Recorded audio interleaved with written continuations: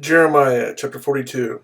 Then all the army officers, including Johanan, son of Kareah, and Jezaniah, son of Hoshaiah, and all the people from the least to the greatest, approached Jeremiah the prophet and said to him, Please hear our petition and prayer to the Lord your God for this entire remnant.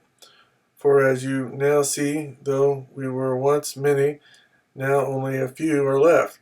Pray that the Lord your God will tell us where we should go and what we should do. I have heard you, replied Jeremiah the prophet. I will certainly pray to the Lord your God as you have requested.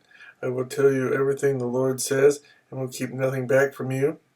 Then they said to Jeremiah, May the Lord be a true and faithful witness against us if we do not act in accordance with everything the Lord your God sends you to tell us, whether it is favorable or unfavorable. We will obey the Lord our God, to whom we are sending you, so that it will go well with us, for we will obey the Lord our God. 10 days later, the word of the Lord came to Jeremiah. So he called together Johanan, son of Kareah, and all the army officers who were with him, and all the people from the least to the greatest. He said to them, This is what the Lord, the God of Israel, to whom you sent me to present your petition, says, If you stay in this land, I will build you up and not tear you down. I will plant you and not uproot you, for I am grieved over the disaster I have inflicted on you. Do not be afraid of the king of Babylon, whom you now fear. Do not be afraid of him, declares the Lord, for I am with you and will save you and deliver you from his hands.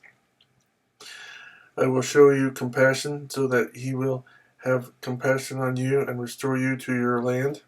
However, if you say, We will not stay in this land, and so disobey the Lord your God, and if you say, No, we will go and live in Egypt, where we will not see war or hear the trumpet or be hungry for bread, then hear the word of the Lord, O remnant of Judah. This is what the Lord Almighty, the God of Israel, says. If you are determined to go to Egypt, and you do go to settle there, then the sword you fear will overtake you there, and the famine you dread will follow you into Egypt, and there you will die. Indeed, all who are determined to go to Egypt to settle there will die by the sword, famine, and plague. Not one of them will survive or escape the disaster I will bring on them. This is what the Lord Almighty, the God of Israel, says. As my anger and wrath have been poured out on those who lived in Jerusalem, so will my wrath be poured out on you when you go to Egypt. You will be an object of cursing and horror, of condemnation and reproach.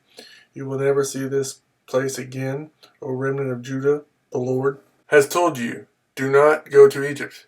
Be sure of this. I warn you today that you made a fatal mistake when you sent me to the Lord your God and said, Pray to the Lord our God for us. Tell us everything he says, and we will do it. I have told you today, but you still have not obeyed the Lord your God in all he sent me to tell you.